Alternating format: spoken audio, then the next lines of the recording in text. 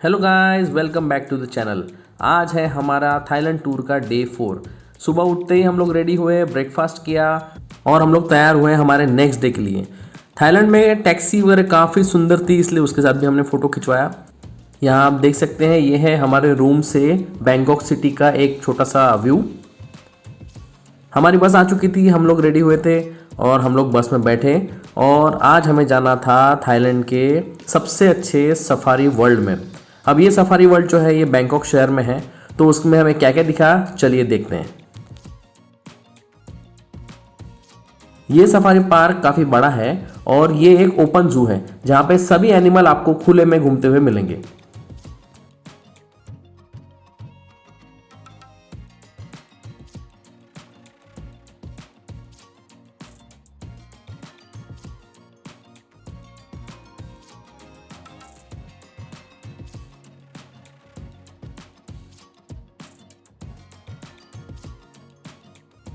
वहाँ पहुँचने के बाद और रिसेप्शन होने के बाद हमारी शुरू हुई ओपन जू की सफारी। इसके लिए हमें फिर से बस में बैठाया गया और धीरे धीरे हमें हर एक गेट से अलग अलग गेट में एंटर कराया गया। हर जोन में अलग अलग एनिमल्स थे, कहीं बर्ड्स थे, कहीं भालू थे, कहीं टाइगर थे। तो आप भी देखिए इस जर्नी में हमें क्या क्या दिखाए।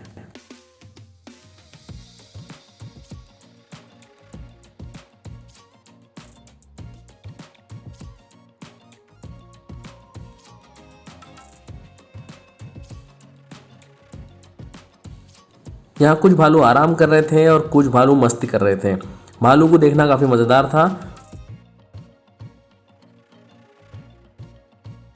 जैसे जैसे बस आगे बढ़ रही थी, एक गेट बंद होता था, हमें दूसरे एरिया में एंटर कराया जाता था, फिर उस गेट को बंद करके नया गेट खोला जाता था। मतलब इस तरह के पार्टीशन करके रखे थे। और फिर हमारी एंट्री हुई टाइगर के बाड़े में, मतलब टाइगर के जोन में। इस जोन में 10 से 12 बड़े बड़े शेर थे। इतने बड़े बड़े शेर तो मैंने ताड़ोबा के जंगल में भी नहीं देखे, लेकिन ये शेरों को देखना भी काफ़ी अमेजिंग था। मुझे तो यही सोच सोच के हैरानी हो रही थी कि इतने सारे शेरों को ये खाना कैसे खिलाते होंगे, क्योंकि सभी के सभी शेर हट्टे कट्टे थे, तंदुरुस्त थे और उनकी स्किन भी काफ़ी चमकदार थी। जहाँ हम ताड़ोबा में एक एक शेर देखने को तरस जाते हैं, वहाँ पे 10 से 15 शेर एक साथ देखना मुझे बहुत अच्छा लगा।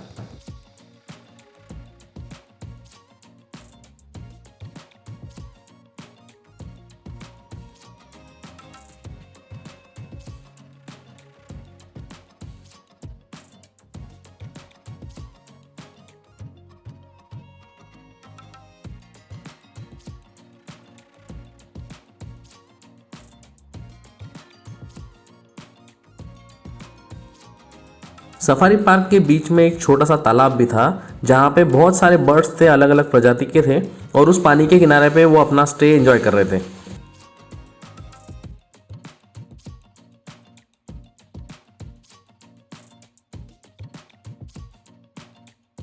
तालाब के एरिया के आसपास कुछ हर्बीवोरस एनिमल को भी रखा गया था, जैसे स्पॉटेड हेयर, फिर ये विल्डर बीस्ट। विल्डर बीस्ट भी काफ़ी संख्या में थे और उनकी भी क्वालिटी काफ़ी अच्छी थी, माने उनकी स्किन और उनकी सफाई का काफ़ी ध्यान दिया जा रहा था, तो वो भी मुझे काफ़ी हेल्दी दिख रहे थे।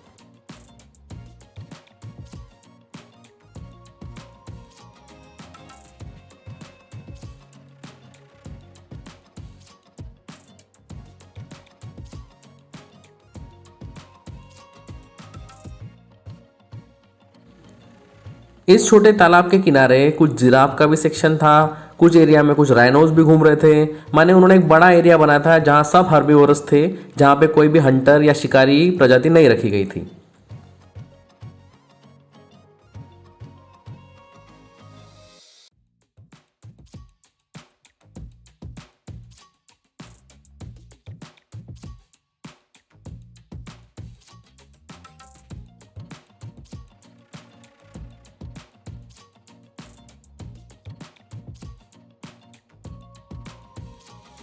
यहाँ आप देख सकते हैं सभी बसेस एक के पीछे एक चलती है और सभी के लिए एक साथ गेट खोला जाता है और बंद किया जाता है, लेकिन सभी एनिमल के जोन अलग है ताकि वो एक दूसरे की लाइफ में इंटरफेयर ना कर सकें, लेकिन ओपन एटमॉस्फेयर में अपनी ज़िंदगी भी आराम से बिता सकें।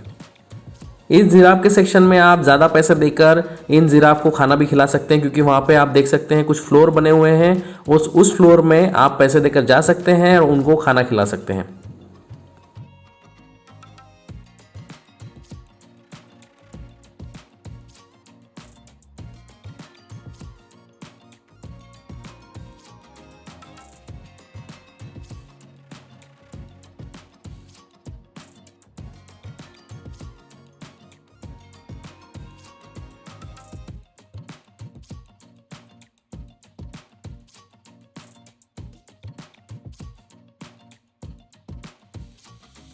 हमारी गाइड शालिनी हमें बता रही थी कि इस जोन में ब्रीडिंग सेक्शन भी है और जहाँ पे जो भी लुप्त प्रजाति हैं उनके लिए भी उनकी प्रजाति को सेव करने के लिए प्रयास किए जाते हैं और बहुत सारे बर्ड्स यहाँ से उड़ के जाते भी हैं और कई नए बर्ड्स यहाँ पे रहने के लिए आते भी हैं। तो है ना अमेजिंग ये सफारी।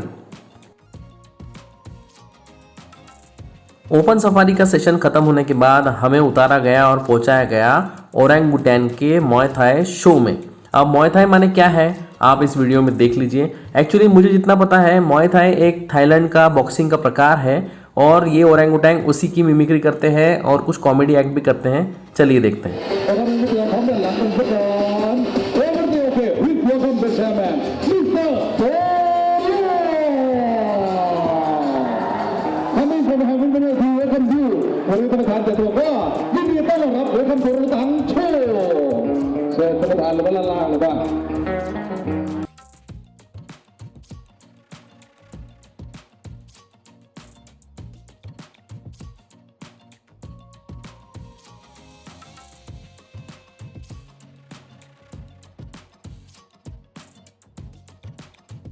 รับประทานเราไปถึงด้านบนแล้วเลือกไปถึงแล้วมือมือเท่าเท่าเท่าเท่าเรือเท่าเท่าเท่าการเดินไปเป็นโลกวัฒนธรรมแบบเดิมเป็นว่าเราไม่ว่าพิธีการเปิดงานของเราก็ได้ที่สุดแล้วตอนนี้เราทุกท่านได้รับรู้โชว์ชุดแรกของเราในวันนี้เป็นเฟิร์สโชว์นั่นก็คือการแสดงความสามารถทางด้านดนตรีนะครับเราการเพลงมิวสิกของนี้อุปกรณ์ดนตรีของเราเยอะแยะมากมายเลยทีเดียวนักดนตรีทั้งหมดนี้จะเป็นวงดังเลยนะครับไปฟังดีนะครับนักดนตรีร็อกแบนด์ที่เราตามรับตามเชื่อมาแล้วครับมาแล้วเชิญรับฟังความสามารถของนักดนตรีของเราในวันนี้ต้องเรียนต่อจะดูผมรู้เป็นเสื้อสาวสวยงามมากัน5 ท่านฝ่ายเป็นเดนเซอร์มาเจอลีลาการบรรยายสายประโคครับหาตัวรามมือที่เดียวแห่งแรกของเดือนครับที่อริโชว์ดูเวลที่เดินทางการแสดงความสามารถของผู้เราแต่ละดนตรีของเราที่ขนาดนี้มาในที่ไหนก็ต้องครับนักดนตรีเล่นที่ตลาดโชว์ใหญ่ที่ไหนก็ทีเดียวนักดนตรีของเราก็กลายเป็นแดนเซอร์ตรงเรือแดนใหญ่แล้วเราจะต้องพอครับขอเสียงปรบมือสักครั้งที่ครับที่ครับที่แห่งตัวรักแบกโชว์ที่นี่ที่เดียวแห่งแรกแห่งเดียว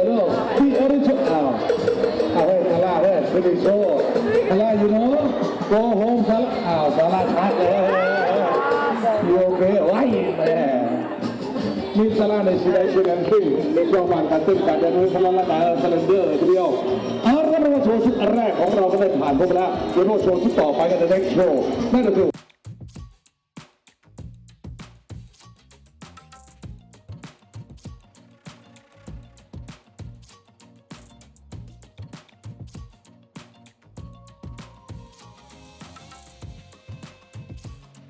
ओरंगुटैन के शो के बाद हमें ले जाया गया सील्स या सी लायन के इंटरेस्टिंग एक्टिविटी देखने के लिए, जो देख के हमें काफ़ी मज़ा आया।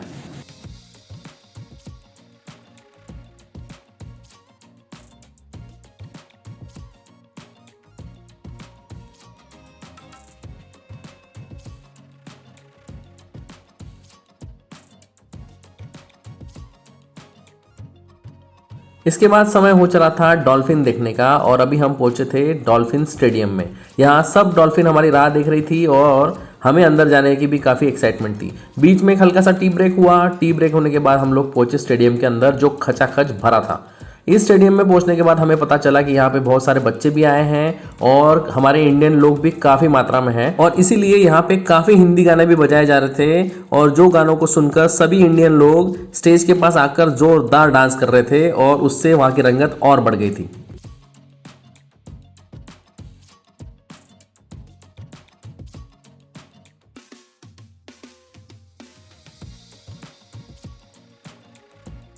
इन ट्रेनर्स को सही में सलाम तो करना चाहिए, क्योंकि डॉल्फिन्स तो स्मार्ट होती है, लेकिन इनको जिस तरह की ट्रेनिंग इन्होंने दी है ना, वो देख के काफ़ी मज़ा आया। मतलब ये डॉल्फिन्स रिंग के साथ खेलती है, कॉमेडी भी करती है, बॉल के साथ खेलती है, अपने ट्रेनर को ऊंचा भी उछालती है, और ये जो ऊपर बॉल लटके हुए है ना, वो इतना ऊंचा भी कूदती है। तो आप सोचिए कि पानी के अंदर जंप करना और इतना इनको सिखाना, ये सही में काबिल तारीफ है।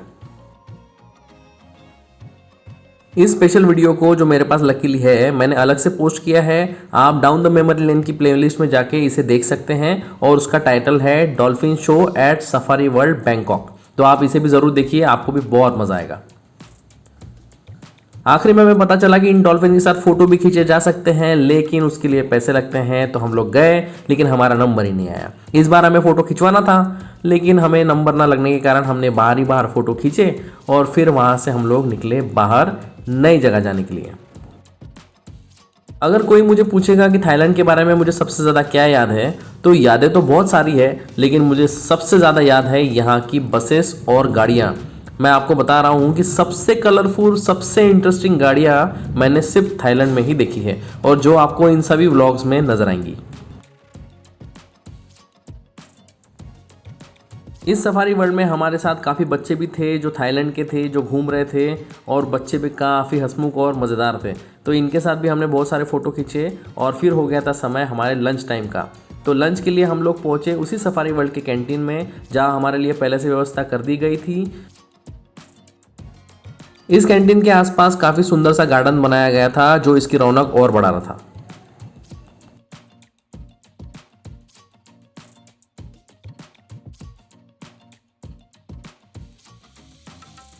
फ्रेंड्स, खाना खाने के बाद हमें बहुत सारा वक्त था, इसलिए हमने इस गार्डन कम कैंटीन में बहुत सारे फ़ोटो खींचे, और फिर समय हो गया था हमारे होटल पे वापस जाने का, क्योंकि आज इवनिंग में है हमारी चाओ फ्राया की क्रूज़। माने यहाँ पे जो बैंकॉक में एक रिवर है, उस पर हमें क्रूज़ डिनर पे जाना है, जिसके लिए तैयार भी होना है। इसलिए अभी हम यहाँ से निकल रहे हैं।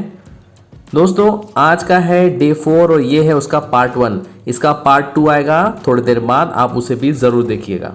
Thank you so much for watching, and bye bye.